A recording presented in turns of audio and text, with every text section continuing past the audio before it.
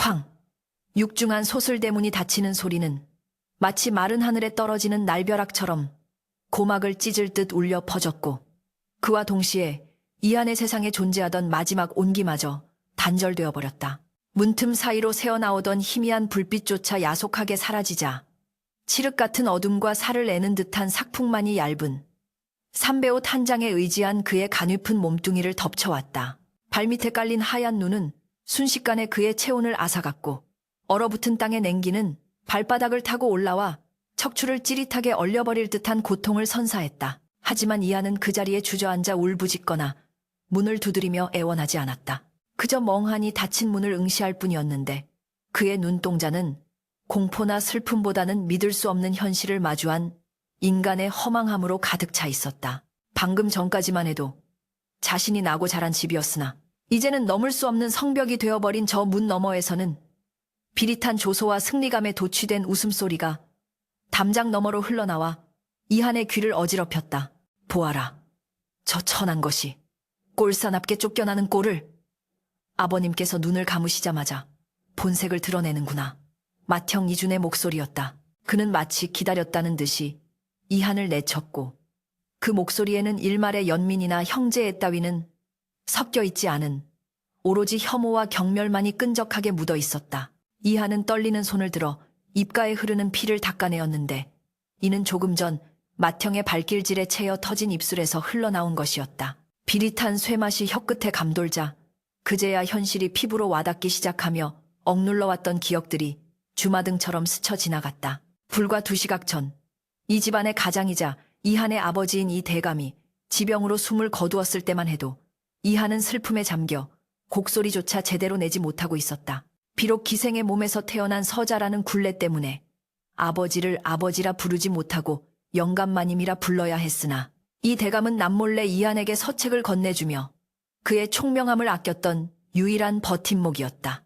그러나 그 버팀목이 사라지자마자 호시탐탐 기회를 노리던 이복 형제들과 정실 부인은 이한을 집안의 재물을 훔치려 한 도둑으로 몰아세웠다. 아버님의 시신이 채식기도 전에 벌어진 이 폐륜적인 작태는 치밀하게 준비된 각본과도 같았다. 내 놈이 감히 아버님의 유품인 옥패를 훔쳐 달아나려 했다니. 내 그럴 줄 알았다. 천한 피는 속일 수 없는 법이지.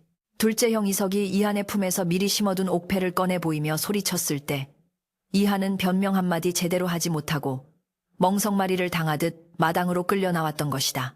눈보라가 거세지며 이한의 어깨 위로 하얀 눈이 쌓이기 시작했지만, 그의 내면에서 타오르는 분노의 불길은 그 차가운 눈조차 녹여버릴 듯 뜨겁게 일렁이고 있었다.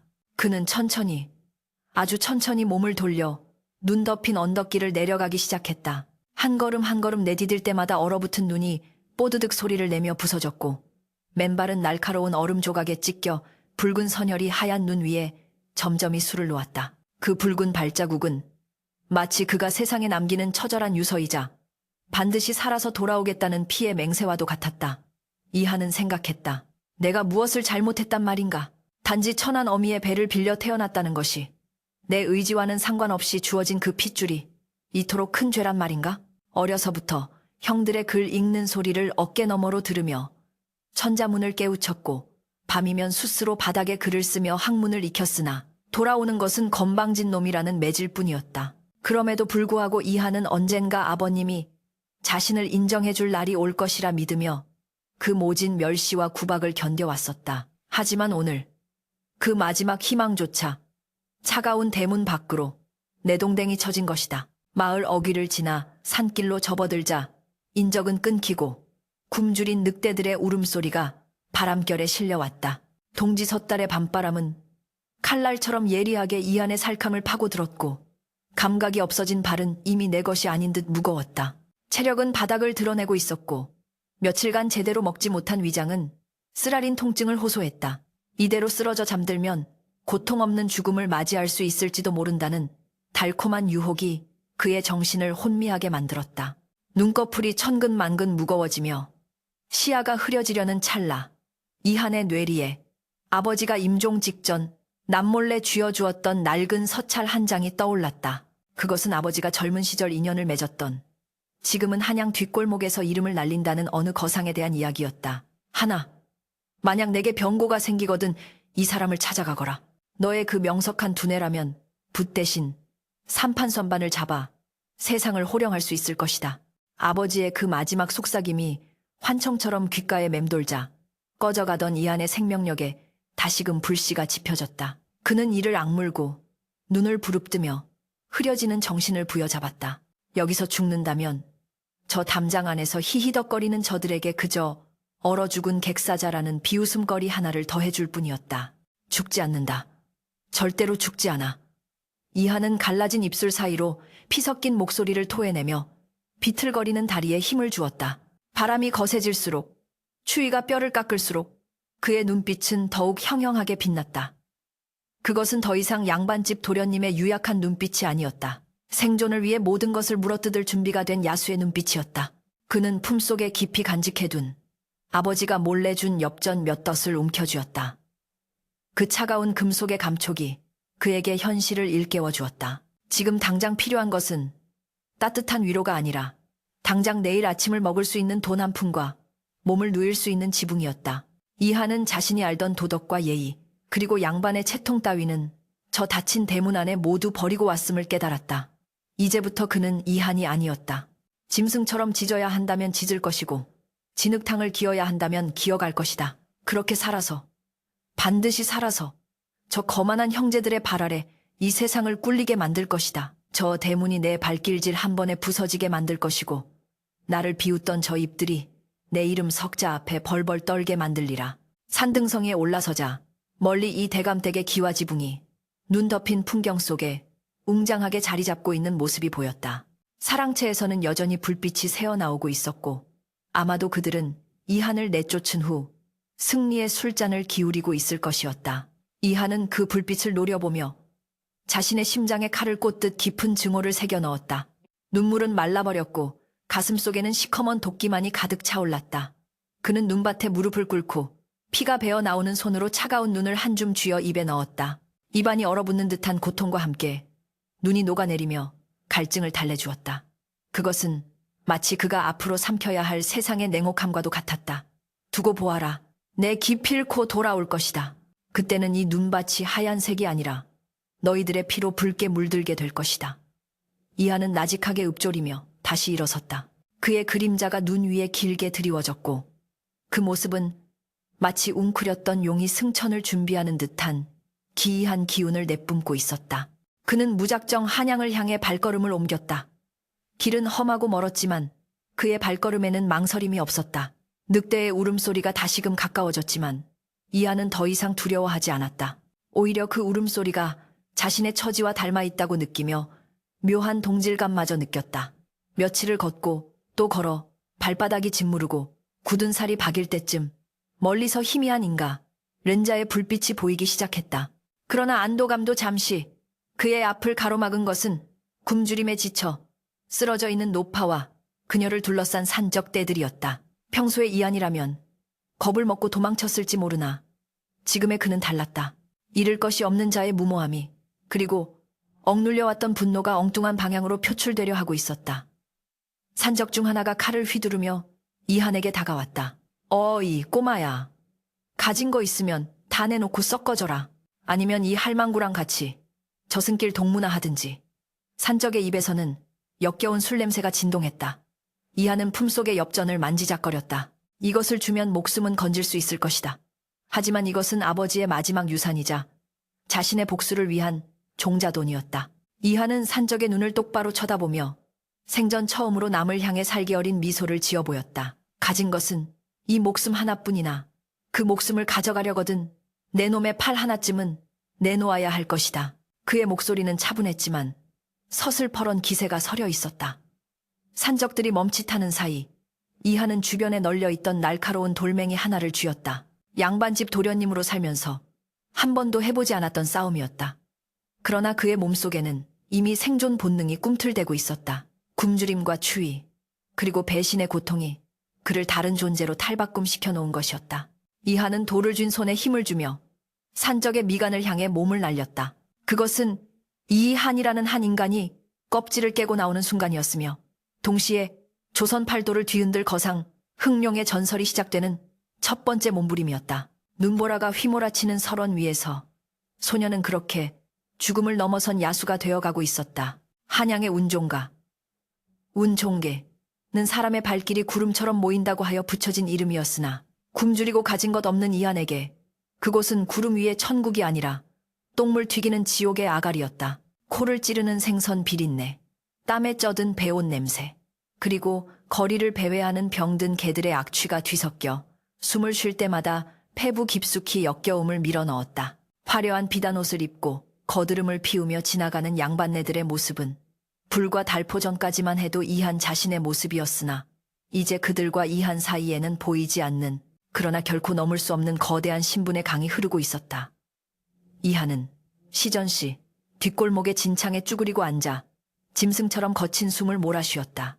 며칠 전 산적대와의 사투 끝에 기적적으로 목숨은 건졌으나 그 대가로 온몸은 상처투성이가 되었고 옷은 걸레짝처럼 찢겨 나갔다.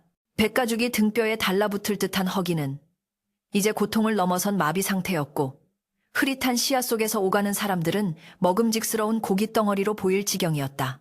그때 왈자폐위에 한 무리가 시끄럽게 떠들며 골목을 지나갔다. 그들의 허리춤에는 돈주머니가 짤랑거렸고 손에는 기름진 닭다리가 들려 있었다. 이한의 눈이 본능적으로 그 닭다리를 쫓았다. 양반의 채통 따위는 이미 개천에 흐르는 오물과 함께 떠내려간 지 오래였다. 바닥에 떨어진 닭뼈라도 핥고 싶은 충동이 이성을 지배했다. 어이 거기 거지 새끼. 눈가를 왜 그따위로 뜨고 쳐다봐. 재수없게. 왈자패 중 우두머리로 보이는 사내가 이한의 시선을 느꼈는지 가래침을 캔뱉으며 다가왔다. 이한은 고개를 숙이지 않았다. 아니, 숙일 힘조차 없었지만 그보다는 그의 내면에 남은 마지막 자존심이 그 도끼 어린 불씨가 고개를 숙이는 것을 거부했다. 그 눈빛, 산적을 향해 돌을 내리찍던 그 살기 어린 눈빛이 왈자패 사내의 심기를 건드렸다. 이 새끼가 웃지고 싶어서 환장했나. 사내의 거친 발길질이 이한의 명치를 강타했다. 억소리도 내지 못하고 바닥에 처박힌 이한의 위로 무자비한 메타작이 쏟아졌다. 흙탕물이 입안으로 밀려 들어오고 온몸의 뼈가 으스러지는 듯한 고통이 덮쳐왔다. 하지만 이한은 비명을 지르지 않았다. 그저 입술을 깨물어 피를 삼키며 이 고통을 뼛속 깊이 새길 뿐이었다. 기억해라. 이 진창의 맛을, 이 비굴함을. 언젠가 너희 놈들의 살점을 씹어 삼킬 때 오늘의 이 고통이 최고의 안주가 될 것이다. 왈자패들은 꿈쩍도 하지 않고 독사처럼 눈을 뜨고 있는 이한에게 질렸는지 미친놈 아니야? 라며 침을 뱉고는 사라졌다. 진흙탕 속에 버려진 이한은 꼼짝할 수 없었다. 지나가는 행인들은 혀를 차며 그를 피해서 갔고 개들조차 그를 경쟁자로 여기는지 으르렁거리며 경계했다. 죽음의 그림자가 다시금 짙게 드리워질 때 누군가의 그림자가 이한의 위로 드리워졌다. 고개를 힘들게 들어올리자 남루한 옷차림의 갓끈은 끊어지고 얼굴은 검버섯이 가득한 노인 하나가 그를 내려다보고 있었다. 노인의 한 손에는 다 먹어가는 술병이, 다른 한 손에는 곰방대가 들려 있었다. 노인의 눈은 흐리멍덩해 보였으나 그 깊은 곳에는 세상을 꿰뚫어 보는 듯한 섬뜩한 예리함이 숨겨져 있었다. 허허, 놈참. 매집 하나는 천하장사 감이로고 눈빛을 보아하니 당장이라도 누구 목덜미를 물어뜯을 기세인데 정작 뱃속이 텅 비어서야 이빨이 박히겠나? 노인은 킬킬거리며 허리춤에서 엽전 한 뼘을 꺼내 이한의 눈앞에 흔들어 보였다. 맑은 쇳소리가 이한의 정신을 번쩍 들게 했다. 돈, 저 둥글고 작은 금속 조각 하나면 밥을 먹을 수 있고 잠을 잘 수 있고 목숨을 부지할 수 있다. 이한은 본능적으로 손을 뻗었으나 노인은 날렵하게 손을 빼냈다. 공짜는 없다 애송아. 세상 천지에 공짜 밥이 어디 있더냐. 내 놈이 양반댁 자제였다는 건 그 고운 손만 봐도 알겠다만 여기는 운종가야. 공자왈 맹자왈 읊어대던 그 잘난 입으로 밥 벌어먹을 수 있는 곳이 아니란 말이다. 노인은 곰방대를 바위에 탁탁 털며 말을 이었다. 나는 박가부라고 한다. 한때는 개성 상인들도 내 이름 석자만 들으면 오줌을 지렸지. 지금은 뭐 이 꼴이다만. 박가는 자신의 과거를 아무렇지 않게 이야기하며 이한을 관찰했다. 이한은 떨리는 목소리로 물었다. 원하는 게 무엇이요? 박가는 씩 웃으며 누런 이빨을 드러냈다. 내 놈 눈에 들어있는 그 도끼. 그게 마음에 드는구나. 살고 싶으냐? 아니면 복수하고 싶으냐? 이하는 주먹을 꽉 쥐었다. 손톱이 손바닥을 파고들어 피가 맺혔다. 둘 다 살아서 내 모든 것을 앗아간 자들을 발 아래 짓밟을 것이요. 박가는 만족스러운 듯 고개를 끄덕였다. 좋다. 내 너에게 글 공부 대신 돈 공부를 시켜주마. 성리학이 사람을 다스리는 학문이라지. 웃기는 소리. 사람을 움직이는 건 이내예지 레니수리가 아니라 바로 이 돈이다. 욕망이지. 그날부터 이하는 박가를 따라다니며 시전의 바닥부터 배우기 시작했다. 박가의 거처는 청계천 다리 및 거지소굴이나 다름없었지만 그곳은 이한에게 있어 그 어떤 서당보다 혹독하고 실전적인 배움터였다. 박가는 이한에게 붓 대신 주판을 쥐어주었고 경전 대신 장부를 읽게 했다. 물건을 팔지 말고 사람의 마음을 팔아라. 쌀이 필요한 자에게 쌀을 파는 건 하수다. 쌀이 없으면 굶어 죽을 거라는 공포를 파는 것, 그것이 상수다. 박가의 가르침은 냉혹했다. 그는 이한에게 썩은 사과를 주며 제값에 팔아오라고 시키기도 했고 엄동설안에 부채를 팔아보라고 윽박지르기도 했다. 처음에는 멸시와 조롱만을 당하며 빈손으로 돌아오기 일쑤였던 이한은 점차 장사의 이치를 깨닫기 시작했다. 썩은 사과는 도려내어 과일청을 담가 팔았고 부채는 숯불을 피우는 용도로 바꿔 대장간에 팔아넘겼다. 이한의 명석한 두뇌는 빠르게 상업의 논리에 적응해 나갔다. 그는 양반으로서 가졌던 허례허식을 철저히 버렸다. 손님 앞에서 굽실거리는 것은 비굴함이 아니라 전략이었고 한 푼을 깎기 위해 신랑이 하는 것은 쪼잔함이 아니라 치열함이었다. 어느 날 박가는 이한에게 엽전 10냥을 던져주었다. 이걸로 닷새 안에 20냥을 만들어 와라. 못하면 내 놈은 평생 거지만도 못한 인생을 살다 갈 것이다. 10냥, 적다면 적고 크다면 큰 돈이었다. 이하는 며칠 동안 운종가를 돌아다니며 돈의 흐름을 관찰했다. 때는 바야흐로 봄이 찾아오는 시기였으나 꽃샘 추위가 기승을 부려 사람들은 여전히 두꺼운 옷을 여미고 다녔다. 대부분의 상인들은 봄 상품을 준비하느라 분주했으나 이한의 눈에는 다른 것이 들어왔다. 바로 때였다. 그는 기방지, 들이 몰려있는 곳으로 향했다. 그곳의 기녀들은 봄 단장을 위해 분펀과 연지, 옌지를 찾고 있었지만 중국에서 들어오는 물량이 늦어져 품귀 현상을 빚고 있었다. 이하는 이것을 기회로 삼았다. 그는 10냥으로 질 나쁜 하급 분가루와 말린 홍화 꽃잎을 대량으로 사들였다. 그리고 밤을 새워 그것들을 섞고 빻아 겉보기에는 제법 그럴싸한 중급 화장품을 만들어냈다. 하지만 중요한 것은 물건의 질이 아니었다. 그는 기녀들 사이에 소문을 퍼뜨렸다. 청나라 황실에서 쓰는 비법으로 만든 연지가 들어왔다더라. 바르면 10년은 젊어 보인다던데. 소문은 발 없는 말이 되어 삽시간에 퍼져나갔다. 이하는 직접 만든 연지를 들고 가장 유명한 기생집을 찾아갔다. 문전박대를 당할 뻔했으나 기생 어미에게 뇌물로 연지 몇 통을 쥐어주며 시연을 부탁했다. 효과는 즉각적이었다. 화려한 포장에 쌓인 희소성 있는 비법 연지는 기녀들의 허영심을 자극했다. 이하는 일부러 수량을 제한하여 팔았다. 물건이 귀해 더는 없습니다. 이 말은 기녀들의 구매욕에 기름을 부었다. 부르는 게 값이 되었다. 닷새가 채 지나기도 전에 이하는 준비한 물건을 모두 팔아치웠다. 그의 손에는 20냥이 아닌 50냥이 들려 있었다. 돈주머니의 묵직한 무게감. 그것은 단순히 금속의 무게가 아니었다. 그것은 이한이 처음으로 자신의 힘으로 세상과 맞서 쟁취한 승리의 무게였으며 자신을 짓밟았던 형들과 세상에 대한 첫 번째 반격의 서막이었다. 박가 앞에 돈주머니를 내려놓자 박가는 놀란 눈치였으나 이내 껄껄 웃음을 터뜨렸다. 제법이구나. 똥물에 굴러도 용은 용이라더니 내 놈 핏줄에 흐르는 그 도끼가 돈 냄새를 제대로 맡았어. 박가는 술병을 들어 벌컥벌컥 마신 뒤 붉어진 눈으로 이한을 응시했다. 이제 시작이다. 겨우 기생들 코 묻은 돈이나 뜯어내려고 시작한 일이 아니지 않느냐. 네가 상대해야 할 놈들은 나라의 곳간을 쥐고 흔드는 도적놈들이다. 그놈들을 잡으려면 너는 더 큰 괴물이 되어야 한다. 이하는 고개를 끄덕였다. 그의 눈빛은 더 이상 흔들리지 않았다. 운종가의 소음이 이제는 전장젠잠의 북소리처럼 들려왔다. 그는 박가가 건네준 술잔을 단숨에 비워냈다. 쓰디쓴 술이 목을 타고 넘어가며 뜨거운 열기를 만들어냈다. 가르쳐 주십시오. 이 나라 조선의 모든 돈이 제 손아귀에 들어오는 법을. 그리하여 그 돈으로 저 썩어 빠진 양반들의 목줄을 죄는 법을. 이하는 자신의 낡은 갓을 벗어 던지고 상인의 질긴 패랭이를 머리에 썼다. 머리카락을 질끈 동여매는 그의 손길에는 비장함이 서려 있었다. 양반 이하는 죽었다.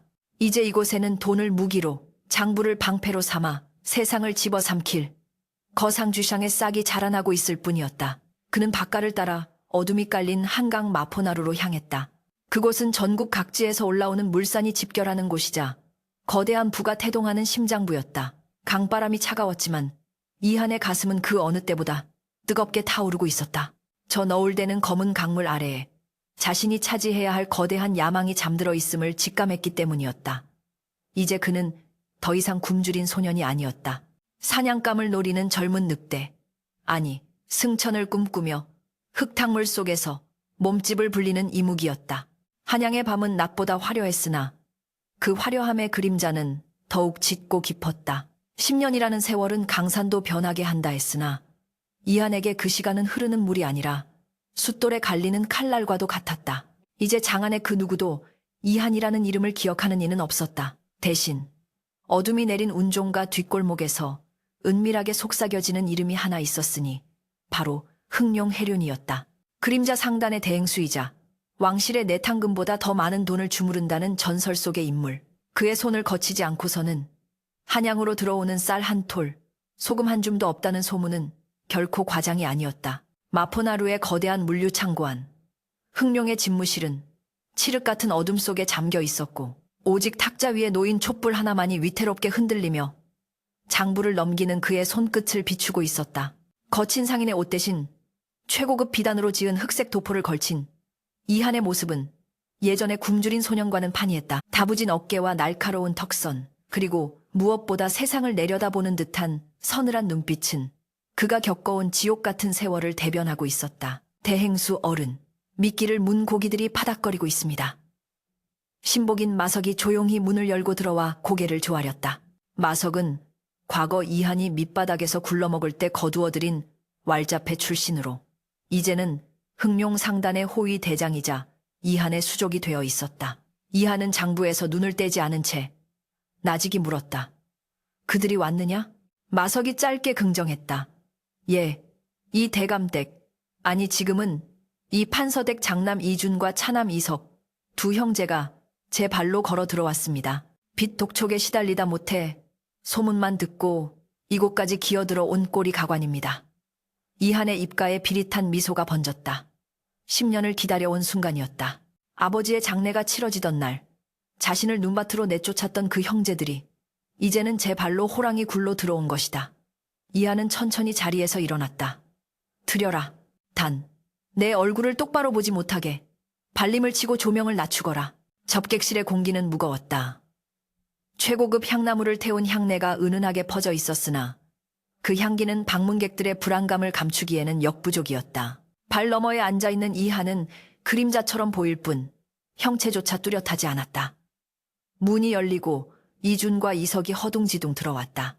10년 전 거만하게 이한을 내려다보던 그 기세는 온데간데 없고 술과 색에 찌들어 푸석해진 얼굴과 초조하게 떨리는 눈동자만이 남아있었다. 그들은 몰락해가던 가문의 위세를 유지하기 위해 무리하게 빚을 끌어다 썼고 관직을 사기 위해 막대한 뇌물을 뿌리다 보니 가사는 이미 탕진된 상태였다.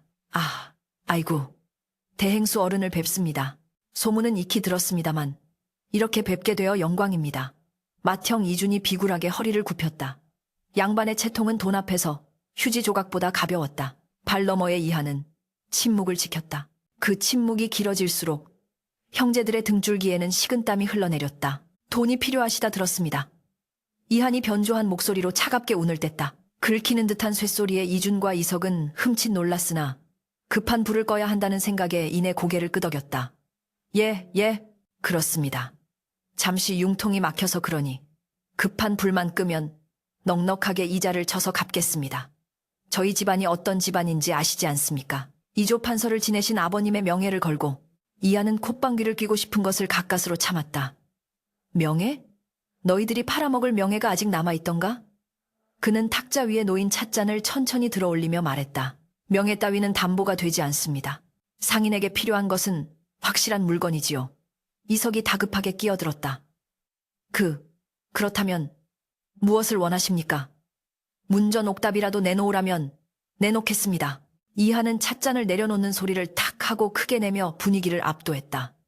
땅 문서는 이미 다른 시전 상인들에게 넘어가 있지 않습니까? 제가 원하는 것은 그런 푼돈이 아닙니다.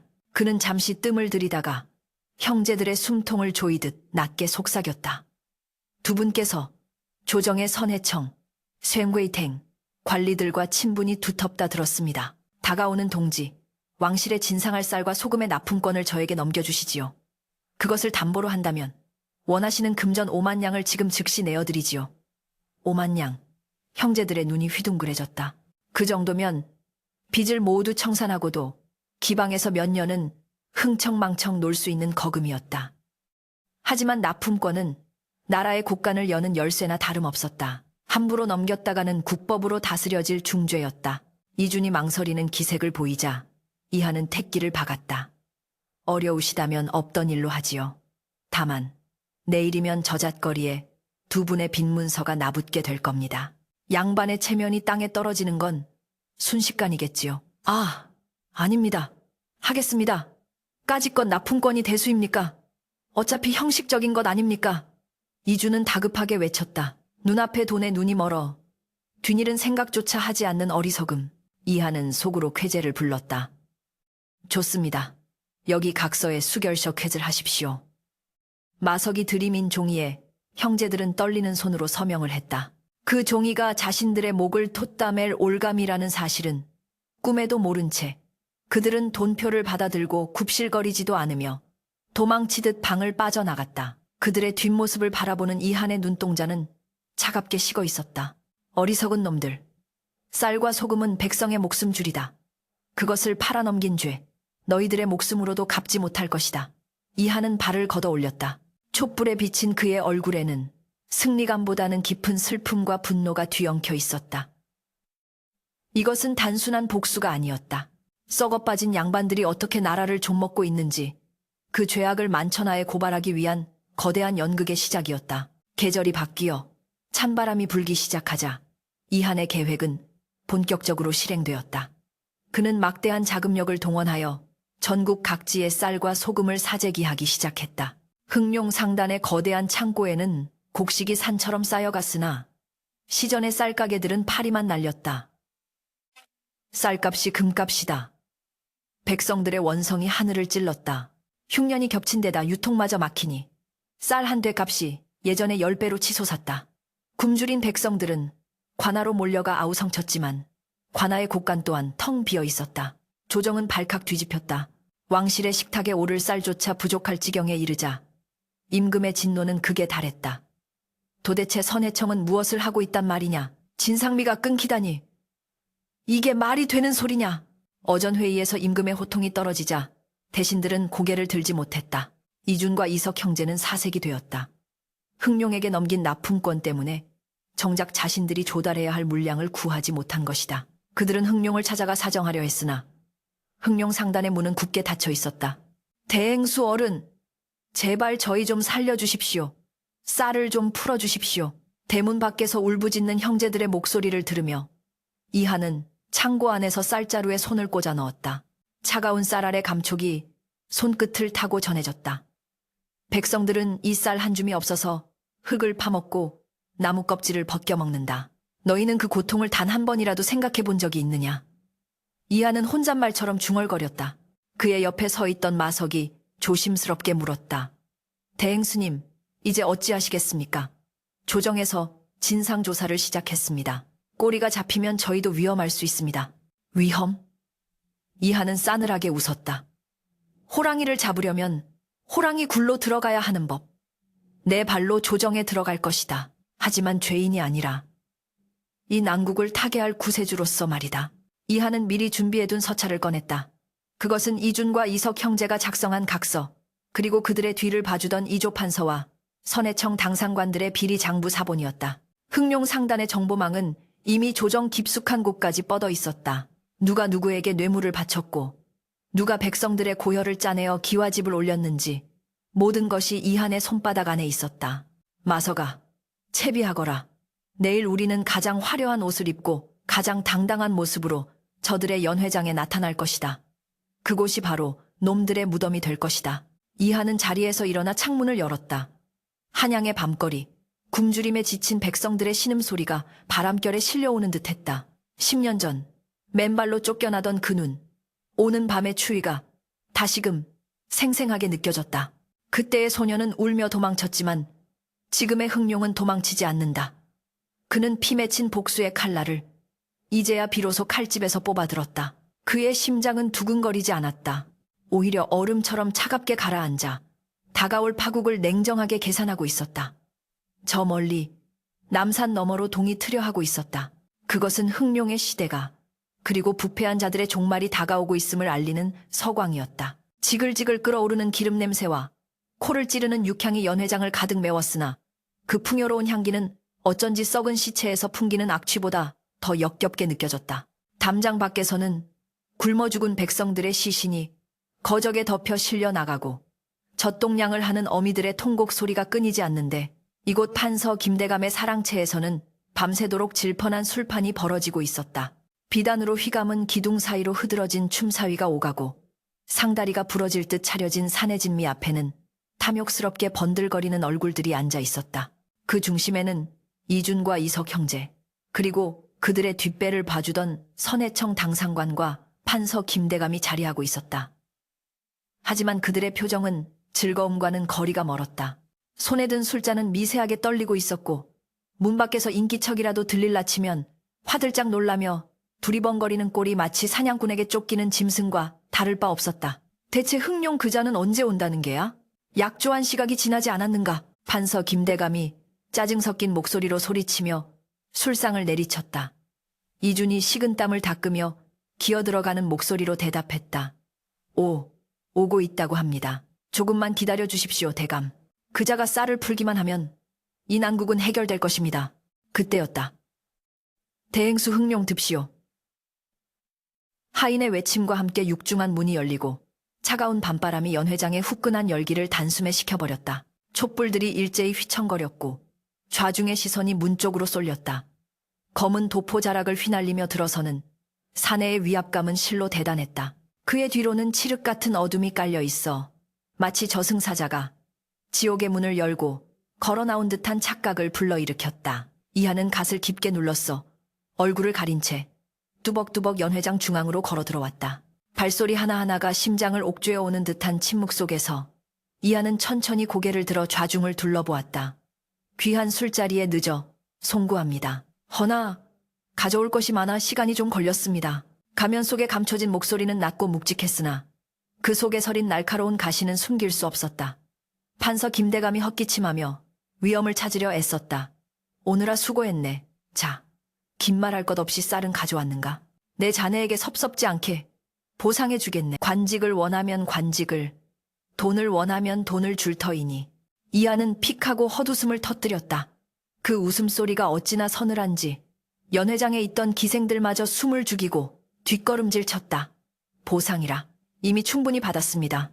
다만 제가 받으러 온 것은 돈이나 관직 따위가 아닙니다. 이하는 품속에서 두툼한 서책 하나를 꺼내 탁자 위에 던졌다. 쿵 하는 둔탁한 소리가 연회장을 울렸다. 그것은 흥룡 상단의 이중 장부가 아니었다. 바로 이준과 이석 형제가 작성한 매관매직 각서와 김대감이 국고를 횡령하여 빼돌린 비자금 내역서였다. 김대감의 눈이 휘둥그레졌다. 이건 내 놈이 감히. 이하는 아랑곳하지 않고 말을 이었다. 이준, 이석, 너희가 쌀 납품권을 팔아넘긴 탓에 군량미가 바닥나 북방의 병사들이 굶고 있다. 김대감, 당신이 빼돌린 돈으로 지은 저 별장은 백성들의 피와 고름으로 쌓아 올린 바벨탑이지. 이준이 벌떡 일어나 손가락질했다. 이 천한 장사치 놈이 미쳤구나. 여봐라. 당장 저놈을 포박하라. 썩은 쌀을 유통해 밀란을 조장한 죄를 물어 능지처참을 시킬 것이다. 밖에서 대기하던 사병들이 칼을 뽑아들고 들이닥쳤다. 서슬퍼런 칼날이 이한의 목을 겨누었으나 그는 눈 하나 깜짝하지 않았다. 오히려 그는 천천히, 아주 천천히 쓰고 있던 갓을 벗고 머리를 묶은 끈을 풀었다. 흘러내린 머리카락 사이로 드러난 얼굴, 10년의 세월이 흘러 선이 굵어지고 흉터가 남았으나 그 눈매만은 변하지 않았다. 형님, 오랜만입니다. 내 발소리를 듣고도 모르시겠습니까? 10년 전 그 눈 오는 밤, 맨발로 쫓겨나던 그 아이의 발소리를. 연 회장은 순간 물을 끼얹은 듯 조용해졌다. 이준과 이석의 얼굴에서 핏기가 완전히 사라졌다. 입은 벌어졌으나 목소리가 나오지 않았다. 마치 귀신을 본 듯 공포에 질린 눈동자만이 이한을 응시했다. 이한? 내 놈이 어떻게 죽었을 텐데. 분명 얼어 죽었을 텐데. 이석이 비명을 지르며 뒷걸음질 치다 술상에 걸려 넘어졌다. 이한은 싸늘한 미소를 지으며 한 걸음씩 그들에게 다가갔다. 예, 이한은 그날 밤 죽었습니다. 당신들이 죽였지요. 그리고 지옥 끝에서 다시 기어 올라온 것이 바로 나, 흥룡입니다. 그의 목소리는 천둥보다 더 크게 그들의 귓가에 때려 박혔다. 아버님의 유언을 조작하고 어린 동생을 사지로 내몰고 그것도 모자라 나라의 곳간을 털어먹은 죄, 그 죄값을 치르러 왔습니다. 김대감이 사색이 되어 소리쳤다. 무엇들 하느냐? 당장 저놈의 목을 베어라. 저놈은 역적이다. 사병들이 주춤거리며 달려들려는 찰나 연 회장 지붕 위와 담장 너머에서 멈추어라 하는 우렁찬 호통소리가 터져나왔다. 기와장이 부서지는 소리와 함께 검은 복면을 쓴 무사들이 비오듯 쏟아져 내렸다. 그리고 정문이 활짝 열리며 푸른 관복을 입은 사내가 마패마파를 높이 치켜들고 들어섰다. 암행어사 출두야! 천지가 개벽하는 듯한 외침에 연 회장은 아수라장이 되었다. 사병들은 혼비백산하여 칼을 떨어뜨렸고 김대감과 형제들은 자리에 주저앉아 벌벌 떨었다. 암행어사는 다름 아닌 이한이 며칠 전 남몰래 정보를 제공하고 포섭했던 강직한 선비 출신의 관료였다. 어사는 엄한 표정으로 판서 김대감을 노려보았다. 김영, 자네가 이토록 추악한 탐관오리였을 줄이야. 내 손에 들린 이 증좌들이 자네의 목을 조를 것이네. 이한이 던져놓은 장부는 움직일 수 없는 증거가 되었다. 어사의 뒤를 이어 포졸들이 들이닥쳐 김대감과 이준, 이석 형제를 포박했다. 이건 모함이다. 흥룡 저놈이 팠다. 나는 억울하다. 이준이 발악하며 소리쳤으나 포졸의 몽둥이가 그의 입을 막았다. 이한은 포박당에 무릎 꿇린 형제들 앞에 섰다. 이제 위치는 완전히 뒤바뀌었다. 10년 전 마당에 멍석마리를 당해 누워있던 이한과 그를 내려다보던 형제들. 지금은 형제들이 죄인의 몸이 되어 이한을 올려다보고 있었다. 이한은 허리를 숙여 그들과 눈을 맞췄다. 그의 눈에는 승리의 기쁨보다는 깊은 회한이 서려 있었다. 기억하십니까? 천한 피는 속일 수 없다고 하셨지요. 맞습니다. 저는 제 어미의 천한 피를 이어받아 바닥에서부터 기어 올라와 제 손으로 운명을 바꿨습니다. 허나 고귀한 양반의 피를 이어받았다는 당신들은 어찌하여 짐승만도 못한 삶을 살았습니까? 이석은 고개를 숙인 채 흐느꼈고 이준은 분노와 수치심에 몸을 떨었다. 이하는 그들에게서 시선을 거두고 암행어사를 향해 정중히 고개를 숙였다. 어사 영감, 약조대로 창고의 모든 쌀은 국고로 환수해 주십시오. 굶주린 백성들에게 한 톨도 남김없이 나눠주셔야 합니다. 그것이 제가 이 더러운 돈을 모은 유일한 이유입니다. 어사는 감탄 어린 눈빛으로 이한을 바라보았다. 자네, 정말 대단하군. 이 공을 인정받으면 면천맨제는 물론이요. 벼슬길도 열릴 걸세. 그러나 이한은 고개를 저었다. 저는 그저 장사치일 뿐입니다. 썩은 살을 도려냈으니 새 살이 돋아나게 하는 것은 나라님과 영감의 몫입니다. 포승줄에 묶인 죄인들이 줄줄이 끌려나갔다. 연 회장은 난장판이 되었고 화려했던 음식들은 바닥에 뒹굴어 흙투성이가 되었다. 그것은 마치 멸망한 왕조의 폐허와도 같았다. 이하는 텅 빈 연 회장 한가운데 홀로 서서 열린 문틈으로 들어오는 새벽빛을 바라보았다.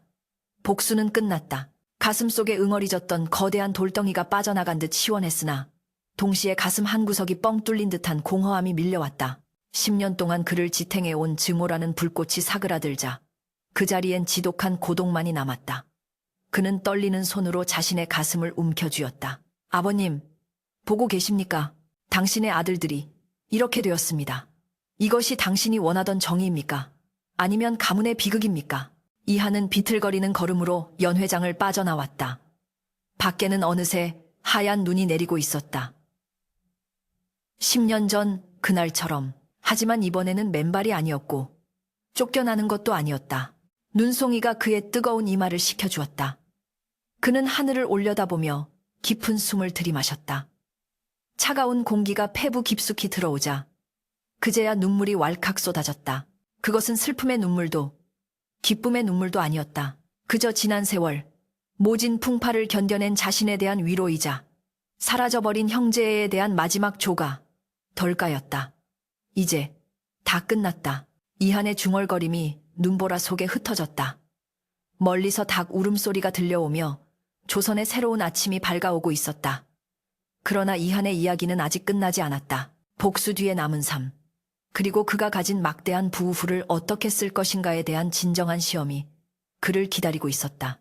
몰락한 가문의 터에는 잡초만이 무성하게 자라나 사람의 키를 훌쩍 넘기고 있었고, 한때 위세를 떨치던 소슬대문은 반쯤 뜯겨나가 흉물스럽게 기울어져 있었다. 이하는 10년 만에 다시 찾은 옛집의 마당에 서서 폐허가 된 풍경을 묵묵히 응시했다. 기와 지붕 사이로 이름 모를 들꽃들이 피어났고 사랑채의 기둥은 썩어 들어가고 있었으나 그 처참한 광경이 이한에게는 오히려 기이한 평온함을 가져다 주었다. 귓가를 스치는 바람소리가 마치 죽은 이들의 속삭임처럼 들려왔으나 그것은 더 이상 원망이나 저주가 아닌 모든 업보가 씻겨 내려간 후의 허무한 탄식과도 같았다. 그는 천천히 발걸음을 옮겨 10년 전 자신이 매질을 당하고 쫓겨났던 그 자리에 섰다. 그때의 차가웠던 눈밭은 온데간데 없고 따스한 봄 햇살만이 그 자리를 비추고 있었다. 이하는 품에서 청주 한 병을 꺼내 바닥에 뿌렸다. 흙으로 돌아간 아버지를 위한, 그리고 이곳에서 사라져버린 자신의 어린 시절을 위한 마지막 제사였다. 영감마님, 아니 아버님, 당신의 아들들이 쌓아 올린 욕망의 탑이 얼마나 허망하게 무너졌는지 보셨습니까? 저는 이 폐허 위에서 비로소 당신을, 그리고 저 자신을 용서하려 합니다. 술 냄새가 바람을 타고 흩어지자 이한의 가슴속에 응어리져 있던 무거운 돌덩이도 함께 산산이 부서져 내렸다. 조정의 처분은 추상과 같았다.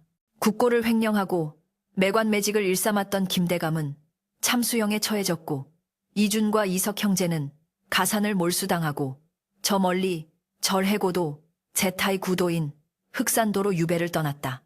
들려오는 소문에 의하면 평생 손에 물 한 방울 묻히지 않고 살았던 그들이 갯바위에서 따개비를 캐며 연명하고 있다 했다. 동네 아이들에게조차 돌팔매질을 당하며 비참하게 살아가는 그들의 삶은 죽음보다 더한 형벌일 터였다. 이하는 그 소식을 듣고도 웃지 않았다.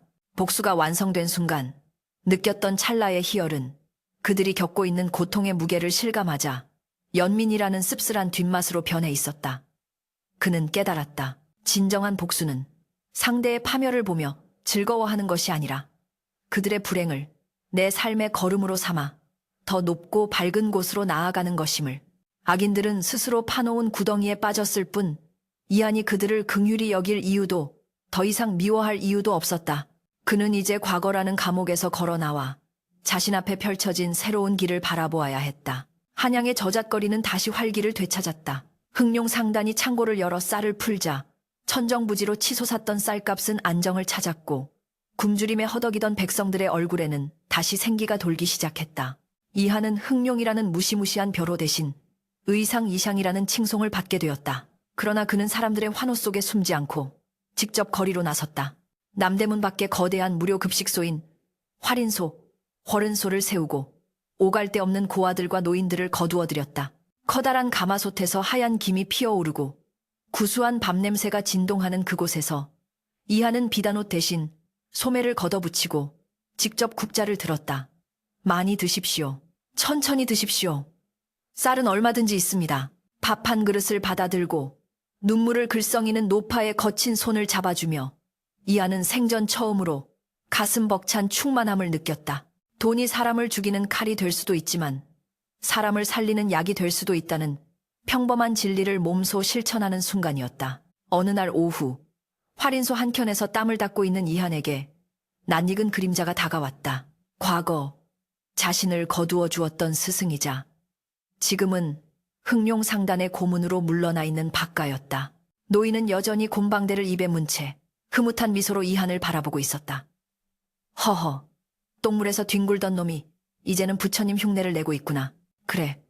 복수를 끝내고 나니 속이 시원하더냐? 아니면 이 국밥 국물처럼 뜨끈하더냐?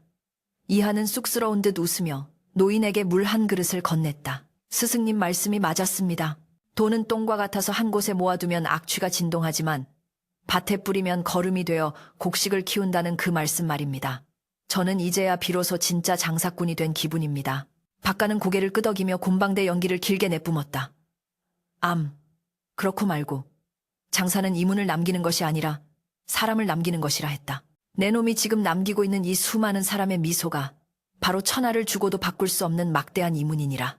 조정에서는 이한의 공을 높이 사벼슬을 내리겠다는 교지를 보내왔으나 이한은 정중히 거절했다. 소인은 흙먼지 날리는 장터가 어울리는 사람입니다.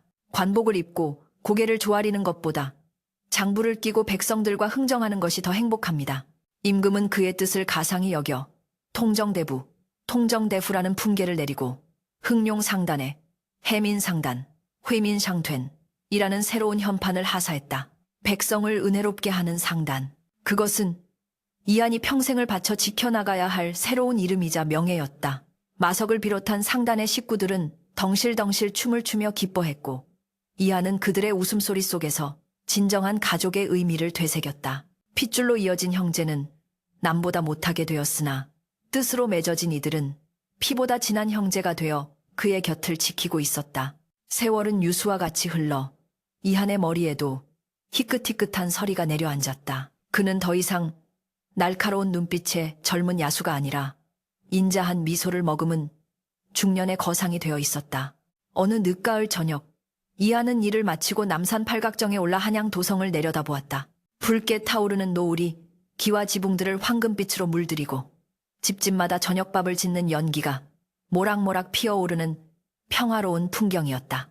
멀리서 들려오는 다듬이질 소리와 아이들의 왁자지껄한 웃음소리가 하나의 교향곡처럼 어우러졌다. 10년 전 추위와 배고픔에 떨며 저 불빛들을 증오의 눈으로 바라보았던 소녀는 이제 그 불빛 하나하나를 지키는 파수꾼이 되어 있었다. 그는 난간에 기대어 깊은 숨을 들이마셨다. 차가운 공기 속에 섞여있는 소량기가 머리를 맑게 해주었다. 행수, 어른, 날이 찹니다. 그만 내려가시지요. 뒤에서 마석이 두툼한 털옷을 건네며 말했다. 마석 또한 세월의 흔적으로 주름이 깊어졌으나 이한을 향한 충신만은 변함이 없었다. 이한은 옷을 받아 걸치며 미소 지었다. 마석아, 저 아래를 보아라. 수많은 불빛이 별처럼 빛나고 있지 않느냐. 내가 저 불빛들 속에 섞여 살아갈 수 있다는 것이 얼마나 큰 축복인지 예전에는 미처 몰랐다. 마석이 씩 웃으며 대답했다. 행수 어른 덕분에 저 불빛들이 꺼지지 않고 타오르는 것입니다. 저 많은 사람이 오늘 밤 배를 떼지 않고 잠들 수 있는 것도 다 어른의 덕이지요. 이한은 고개를 저었다. 아니다. 그들이 나를 살게 한 것이다. 복수심에 타버려 죄가 될 뻔한 나를 그들의 따뜻한 밥 한 그릇이 순박한 웃음이 다시 살려낸 것이다. 이한은 품속에서 낡은 엽전 한 뼘을 꺼냈다. 아버지가 주셨던 그리고 자신이 가장 비참했던 시절 목숨처럼 쥐고 있었던 바로 그 엽전이었다. 이제 그 엽전은 손때가 묻어 반질반질 윤이 나고 있었다. 그는 엽전을 들어 노을빛에 비추어 보았다. 둥근 테두리 안에 네모난 구멍, 하늘은 둥글고 땅은 네모지다는 천원지방, 텐유엔 디팡의 이치가 담겨있는 그 작은 금속 조각, 돈이란, 그리고 삶이란 이 엽전과 같아야 한다. 겉은 둥글게 사람들과 어우러지되 속은 네모난 구멍처럼 반듯한 원칙을 지켜야 하는 법. 이한은 혼잣말처럼 중얼거리며 엽전을 다시 품에 넣었다. 이제 그에게 돈은 권력도 복수의 수단도 아니었다. 세상을 이롭게 흐르게 하는 물과 같은 것이었다.